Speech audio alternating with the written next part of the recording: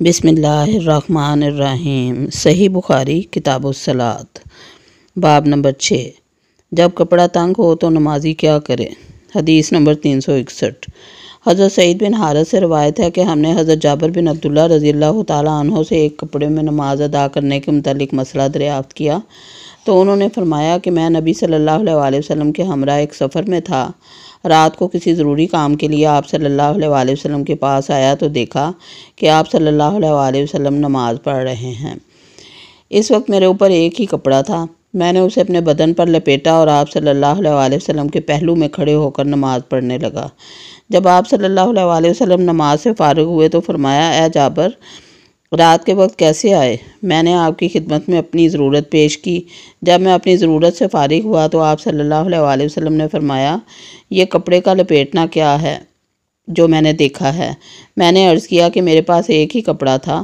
آپ صلی اللہ علیہ وسلم نے فرمایا، کپڑا اگر کشادہ ہو تو اسے لپیٹ لیا کرو اور اگر تنگ ہو تو اسے بطور تہبند پہنو۔ حدیث نمبر 362۔ حضرت سہیل بن سعد رضی اللہ تعالیٰ عنہ سے روایت ہے کہ نبی صلی اللہ علیہ وسلم کے ہمراہ کچھ صحابہ رضوان اللہ تعالیٰ علیہم اجمعین اپنی چادریں بچوں کی طرح گردنوں پر گرہ لگائے نماز پڑھ رہے تھے۔ چنانچہ مستورات کو ہدایت کی جاتی کہ جب تک لوگ سیدھے ہو کر بیٹھ نہ جائیں اس وقت تک وہ سجدے سے اپنے سر نہ اٹھائیں۔ باب نمبر 7۔ شامی جبے میں نماز پڑھنا۔ حضرت حسن بصری رضی اللہ تعالیٰ عنہ نے کہا، جن کپڑوں کو آتش پرست پہنتے ہیں انہیں پہن کر نماز پڑھنے میں کوئی حرج نہیں۔ معمر بن راشد نے کہا کہ میں نے امام زہری کو یمن کے 2 کپڑے پہنے ہوئے دیکھا جنہیں پیشاب میں رنگا گیا تھا۔ حضرت علی رضی اللہ تعالیٰ عنہ نے ایک کورے کپڑے میں بغیر دھوئے نماز پڑھی۔ حدیث نمبر 363۔ حضرت مغیرہ بن شعبہ رضی اللہ تعالیٰ عنہ سے روایت ہے، انہوں نے فرمایا، میں ایک دفعہ نبی صلی اللہ علیہ وسلم کے ہمراہ کسی سفر میں تھا۔ آپ صلی اللہ علیہ وسلم نے فرمایا، اے مغیرہ، پانی کا برتن پکڑ لو۔ میں نے تعمیل حکم کرتے ہوئے برتن پکڑ لیا۔ پھر آپ صلی اللہ علیہ وسلم باہر گئے یہاں تک کہ آپ میری نگاہوں سے اوجھل ہو گئے۔ پھر آپ صلی اللہ علیہ وسلم نے قضائے حاجت کی اور اس وقت آپ ایک شامی جبہ پہنے ہوئے تھے۔ آپ صلی اللہ علیہ وسلم نے اس کی آستین سے اپنا ہاتھ باہر نکالنا چاہا، چونکہ وہ تنگ تھی، اس لیے آپ صلی اللہ علیہ وسلم نے اپنا ہاتھ اس کے نیچے سے نکالا۔ پھر میں نے آپ کے اعضائے شریفہ پر پانی ڈالا۔ آپ صلی اللہ علیہ وسلم نے نماز کے لیے وضو کیا اور اپنے موضوع پر مسح کیا، پھر نماز پڑھی۔ باب نمبر 8۔ نماز میں یا نماز کے علاوہ برہنہ رہنے کی ممانعت۔ حدیث نمبر 364۔ حضرت جابر بن عبداللہ رضی اللہ تعالیٰ عنہ سے روایت ہے، وہ بیان کرتے ہیں کہ رسول اللہ صلی اللہ علیہ وسلم قریش کے ہمراہ تعمیر کعبہ کے لیے پتھر اٹھاتے تھے۔ آپ صلی اللہ علیہ وسلم نے صرف تہبند باندھا ہوا تھا۔ آپ کے چچا حضرت عباس رضی اللہ تعالیٰ عنہ نے کہا کہ اے میرے بھتیجے، اگر تم اپنا تہبند اتار کر اسے اپنے کندھوں پر پتھر کے نیچے رکھ لو تو تمہارے لیے آسانی ہوگی۔ حضرت جابر رضی اللہ تعالیٰ عنہ فرماتے ہیں کہ آپ صلی اللہ علیہ وسلم نے اپنا تہبند اتار کر اپنے کندھوں پر رکھ لیا، چنانچہ آپ صلی اللہ علیہ وسلم اسی وقت بے ہوش ہو کر گر پڑے۔ اس کے بعد آپ صلی اللہ علیہ وسلم کبھی برہنہ نہیں دیکھے گئے۔ باب نمبر 9۔ قمیض، پجامہ، جانگھیا اور قبا میں نماز پڑھنا۔ حدیث نمبر 365۔ حضرت ابو ہریرہ رضی اللہ تعالیٰ عنہ سے روایت ہے، انہوں نے فرمایا کہ ایک آدمی کھڑا ہوا اور نبی صلی اللہ علیہ وسلم سے سوال کیا، آیا ایک کپڑے میں نماز پڑھی جا سکتی ہے؟ آپ صلی اللہ علیہ وسلم نے فرمایا، کیا تم میں سے سب کے پاس 2 کپڑے ہیں؟ پھر کسی شخص نے حضرت عمر رضی اللہ تعالیٰ عنہ سے یہی سوال کیا تو انہوں نے جواب دیا، جب اللہ تعالیٰ وسعت فرمائے تو اس وسعت کا اظہار کرو۔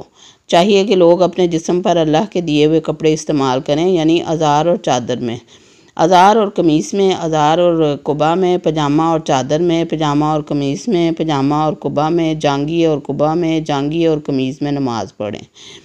حضرت ابو ہریرہ رضی اللہ تعالیٰ عنہ فرماتے ہیں کہ میں گمان کرتا ہوں کہ حضرت عمر رضی اللہ تعالیٰ عنہ نے جانگھیے اور چادر میں ادائیگی نماز کے متعلق بھی فرمایا تھا۔ حدیث نمبر 366۔ حضرت ابن عمر رضی اللہ تعالیٰ عنہ روایت کرتے ہیں، انہوں نے فرمایا کہ ایک آدمی نے رسول اللہ صلی اللہ علیہ وسلم سے دریافت کیا کہ محرم کیا پہنے؟ آپ صلی اللہ علیہ وسلم نے فرمایا کہ محرم قمیص، پجامہ اور بارانی کا استعمال نہ کرے اور نہ وہ کپڑا پہنے جو زعفران یا درس سے رنگے گئے ہوں، اور جس کے پاس جوتے نہ ہوں وہ موزے پہن لے اور انہیں اوپر سے کاٹ دے تاکہ وہ ٹخنوں سے نیچے ہو جائیں۔ حضرت نافع نے بواسطہ ابن عمر رضی اللہ تعالیٰ عنہ نبی صلی اللہ علیہ وسلم سے اس کی مثل روایت کی ہے۔ باب نمبر 10 قابل سطر حصے کا بیان۔ حدیث نمبر 367 حضرت ابو سعید خدری رضی اللہ تعالیٰ عنہ سے روایت ہے، انہوں نے فرمایا کہ رسول اللہ صلی اللہ علیہ وسلم نے سخت بکل سے منع فرمایا ہے، نیز آپ صلی اللہ علیہ وسلم نے گوٹھ مار کے ایک کپڑے میں بیٹھنے سے بھی روکا جبکہ آدمی کی شرمگاہ پر کچھ نہ ہو۔ حدیث نمبر 368 حضرت ابو ہریرہ رضی اللہ تعالیٰ عنہ سے روایت ہے، انہوں نے کہا کہ نبی صلی اللہ علیہ وسلم نے 2 قسم کی خرید و فروخت سے منع فرمایا، ایک صرف چونے سے اور دوسرے جو صرف پھینکنے سے پختہ ہو جائے۔ نیز آپ صلی اللہ علیہ وسلم نے اشتمال سما اور ایک کپڑے میں گوٹھ مار کر بیٹھنے سے بھی منع فرمایا۔ حدیث نمبر 369 حضرت ابو ہریرہ رضی اللہ تعالیٰ عنہ سے روایت ہے، انہوں نے کہا کہ مجھے حضرت ابو بکر صدیق رضی اللہ تعالیٰ عنہ نے حج میں قربانی کے دن منادی کرنے والوں کے ہمراہ روانہ کیا تاکہ ہم منی میں یہ اعلان کریں کہ اس سال کے بعد کوئی مشرک حج نہ کرے اور کوئی شخص برہنہ ہو کر طواف نہ کرے۔ حمید بن عبد الرحمن نے کہا، پھر رسول صلی اللہ علیہ وسلم نے حضرت علی رضی اللہ تعالیٰ عنہ کو حکم دے کر بھیجا کہ وہ مشرکین سے لا تعلقی کا اعلان کر دیں۔ حضرت ابو ہریرہ رضی اللہ تعالیٰ عنہ کا بیان ہے کہ حضرت علی رضی اللہ تعالیٰ عنہ نے قربانی کے دن ہمارے ساتھ منی کے لوگوں میں یہ اعلان کیا کہ آج کے بعد کوئی مشرک حج نہ کرے اور نہ کوئی برہنہ ہو کر بیت اللہ کا طواف ہی کرے۔ باب نمبر 11 چادر کے بغیر نماز ادا کرنا۔ حدیث نمبر 370 حضرت محمد بن منقدر سے روایت ہے، انہوں نے کہا کہ میں حضرت جابر رضی اللہ تعالیٰ عنہ کی خدمت میں حاضر ہوا اور آپ اس وقت ایک کپڑا لپیٹے ہوئے نماز پڑھ رہے تھے جبکہ ان کی دوسری چادر پاس ہی رکھی ہوئی تھی۔ جب آپ نماز سے فارغ ہوئے تو ہم نے عرض کیا کہ ابو عبداللہ، آپ ایک کپڑے میں نماز پڑھ رہے ہیں جبکہ آپ کی دوسری چادر الگ رکھی ہوئی ہے۔ حضرت جابر رضی اللہ تعالیٰ عنہ نے فرمایا، جی ہاں، میں چاہتا ہوں کہ تم جیسے جاہل مجھے دیکھ لیں، میں نے نبی صلی اللہ علیہ وسلم کو اس طرح نماز پڑھتے دیکھا ہے۔ وما علینا الا البلاغ۔ اللہ حافظ۔